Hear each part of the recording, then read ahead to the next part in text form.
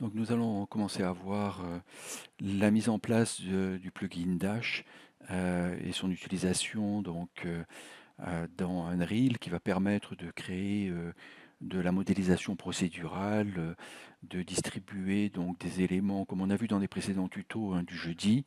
On a déjà vu ce plugin Dash où on allait distribuer sur une surface des rochers, créer des forêts avec des arbres et ainsi de suite. Ici, on va utiliser la fonction du path tracer qui permet sur une curve de venir disposer un ensemble d'éléments. Ici, on va mettre en place des lampions pour préparer la fête du Nouvel An chinois et voir un peu ces fonctionnalités-là du plugin Dash.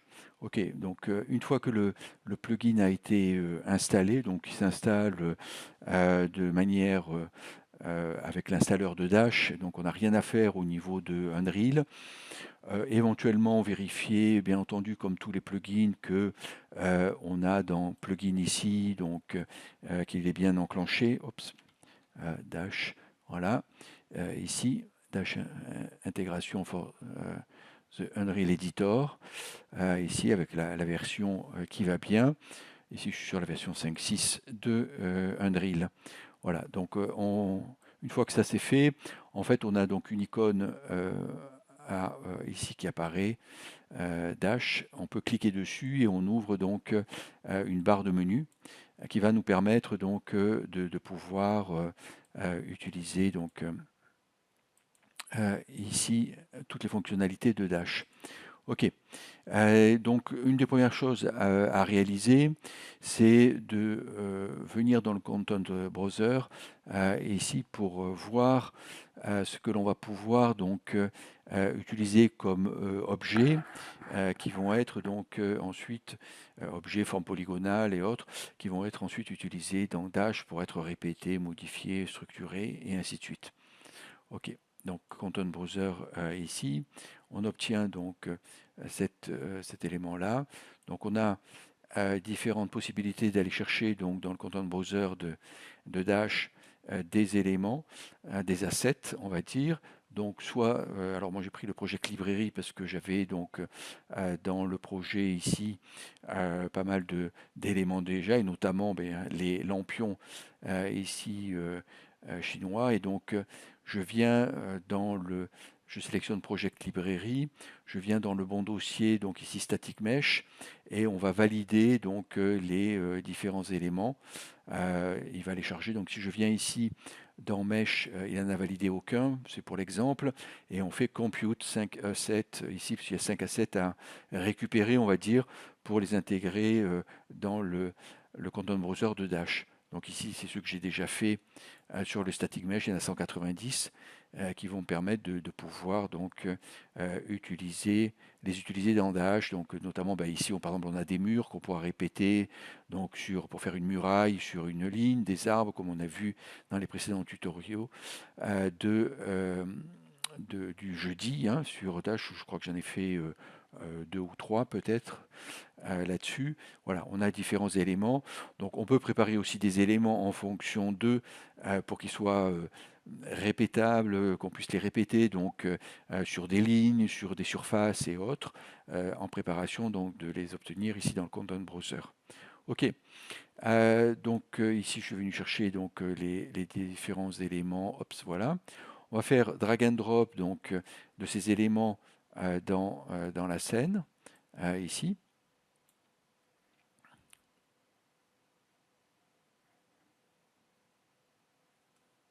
Voilà, par exemple, on va en mettre un, voilà, hop, il apparaît ici, il était en dessous, hop, voilà, c'est juste pour le voir, après on pourra le recacher. Il va servir de modèle pour venir le dupliquer sur la curve. Donc on peut faire le suivant de la même manière et ainsi de suite. On peut en avoir plusieurs, on va voir comment. Et on va venir ensuite créer, une fois qu'on a préparé ça, On va venir ensuite dans Create. Ici, on a différentes possibilités. Donc les classiques, colette caméra, terrain et ainsi de suite.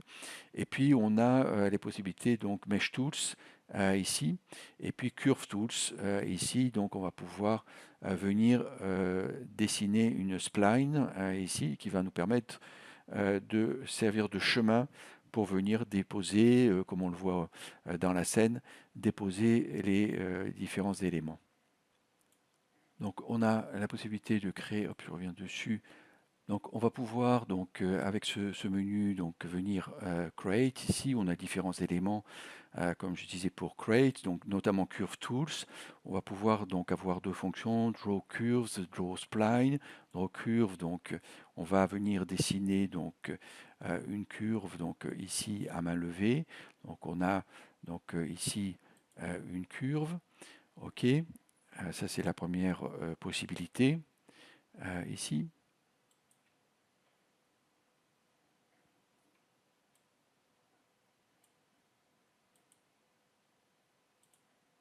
Et la deuxième possibilité, donc, c'est Create, donc Curve Tools, Draw Spline, ici. Donc, on va créer donc les différents points ici, voilà. Ok, comme une spline classique, hein, voilà, hop, on pourra les bouger, bien entendu. Ok, donc là j'ai ma spline, donc dans l'outliner, donc il y a un dash tools output dossier qui est créé automatiquement, dash curve ici qui est mis en place. On a donc maintenant les éléments, donc un élément ici, on pourra donc en avoir d'autres ici mis en place pour pouvoir donc les utiliser. Et donc maintenant on va venir donc dans create. Euh, plus précisément dans scatter, et venir utiliser pass scatter ici. Ok, donc les paramètres de pass scatter s'ouvrent avec les bases properties ici de base. On va mettre donc une curve, donc on sélectionne la curve ici, on fait plus. Donc la curve maintenant est prise en compte, on la voit dash curve ici, on peut la renommer éventuellement et ainsi de suite. Et puis les éléments, donc ici je vais prendre celui-ci qui est visible et je fais plus ici à ce niveau-là scatter. Voilà, j'ai ramené mon deuxième élément drag and drop du Content Browser pour l'avoir ici et le sélectionner et venir donc le rajouter encore une fois plus ici. Donc il y a deux éléments, on les retrouve, balloon, balloon 3 là et ici. Bien entendu, on peut les renommer. Et donc maintenant, on va reprendre la curve, dash curve ici, la remonter et voir. Donc on a donc ici les différents éléments qui sont distribués de manière aléatoire par rapport donc sur la curve. Et donc ça dépend bien sûr du point de pivot. Alors là, les modèles ont été faits de telle manière que le point de pivot des objets soit au bout du fil qui les accroche, hein, ici. Donc ça donne un résultat intéressant à ce niveau-là. On va pouvoir bien entendu modifier la curve selon où on veut la disposer dans l'espace avec les tangentes ici, rajouter des points, donc travailler sur la curve comme on veut bien entendu ici. Voilà. OK. Et on va pouvoir venir donc jouer sur les paramètres de base. Hein, ici, on va les regarder. De base, d'abord sur la densité, éventuellement, donc moins dense. Ici, OK, 0.1. Voilà. Pivot mode, donc défaut, bottom, top, center, si on veut. Scale mode, donc défaut, average, biggest, smallest, absolute, donc on a différentes possibilités. Avec un min scale et max scale, donc ici on a juste une petite variation 0,81. Donc si on veut voir une grosse variation pour voir le résultat ici, voilà, on a donc de 0,8 à 1,8 ici. OK, voilà. Donc on a ces possibilités de base ici. On a aussi le pass smooth ici qui va donc smoother les objets par rapport donc à la curve. Donc bien sûr ça va sortir donc bien entendu de la curve. Si on veut vraiment suivre la curve, eh bien il vaut mieux mettre 0 dans le pass smooth et puis venir travailler plutôt sur la position de la curve pour changer donc la position des objets. Ensuite, on a les paramètres de décalage donc, par rapport donc, à l'accroche ici sur la curve, par rapport au point de pivot. C'est le signe ici, voilà, ça descend. On a le tangent jitter ici pour les bouger. On a donc la résolution qui va être donc la précision ici sur les éléments sur la curve, comme on peut le voir ici. Le random speed ici pour la rotation, spin pour la rotation autour de l'axe. Voilà, si on veut obtenir des choses un peu plus moins alignées sur le, voilà, un peu juste par exemple. OK. Il reste spin sur l'axe. Alors le spin c'est sur l'axe X. Ici, on peut donc avoir un spin sur les trois axes. Et puis on a la fonction seed ici qui va permettre de changer donc la distribution ici de manière aléatoire, donc d'avoir plus d'éléments de l'un ou de l'autre, voilà, selon le seed ici. Ensuite, on a les paramètres donc, de parallèle width ici, qui seront plutôt utilisés pour les routes ou les bordures et les choses comme ça, plus que pour notre exemple ici. Mais je le montre, donc section both, ici distance, donc ça va écarter, donc ça va créer deux lignes d'éléments, comme on le voit, de part et d'autre, pourquoi pas. Ici, donc pour les lampions, avec une certaine distance, le nombre count, on va pouvoir en mettre beaucoup ou pas, zéro une ou voilà deux, ça fait deux de part et d'autre ici, et selon bien sûr une distance, une distribution ici, voilà, on a des mouvements de jitter aussi qui se rajoutent. Ok, on a le smooth aussi, ici l'angle, ici le height pour la hauteur, voilà, si on veut faire des variations sur la hauteur, on a donc différentes possibilités ici. Après, on a un ensemble de paramètres de feature masking ici qui permettent de faire des projections masques, ajouter masque, remove masque. Slide star et end ici qui permettent donc de venir ramener donc la distribution au départ ou à la fin. Hop, ici, voilà par exemple. Ok, donc slide star 0, slide 1, on distribue sur l'ensemble, et puis après on peut ramener donc un peu au centre par exemple, hein, si on veut, les deux. Voilà, hop, avoir une concentration donc juste au centre ici de la curve, du trajet de la curve. Ok.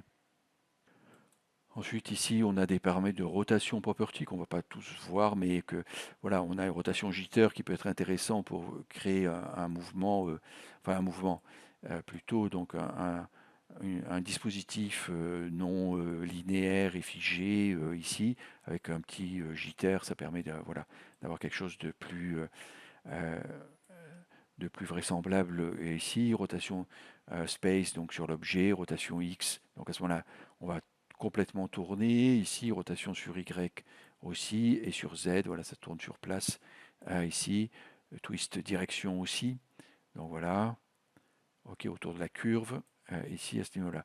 De la même manière, on va avoir des scale properties aussi, ici, sur lequel je vais passer, position override aussi, donc sur la possibilité de décalage, ici, voilà, euh, pour venir ajuster selon où on veut disposer par rapport à la curve, randomize override ici.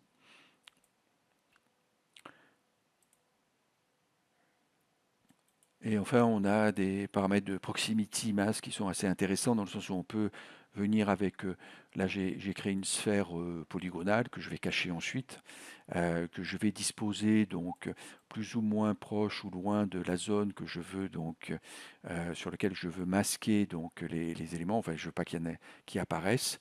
Donc je le cache ensuite, proximité, donc sphère est sélectionnée dans l'outliner, je viens le rajouter ici et on voit que ça enlève donc, alors selon une distance ici que je peux donc venir réduire bien entendu, ok, et je peux donc, on voit, déplacer, voilà, là l'élément de la sphère ici qu'on ne voit pas, qui va permettre d'enlever. Donc on peut créer plusieurs, bien sûr en rajouter plus d'autres sphères ou d'autres éléments. J'ai pris une sphère, on peut prendre autre chose, qui va permettre de faire donc une ouverture là dans la ligne des lampions par exemple, parce qu'on a tel élément à faire passer ou autre, et on peut créer donc un masque ici.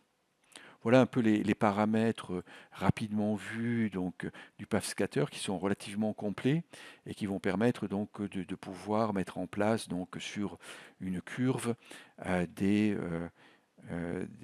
éléments comme ici des lampions dans ce décor chinois ici.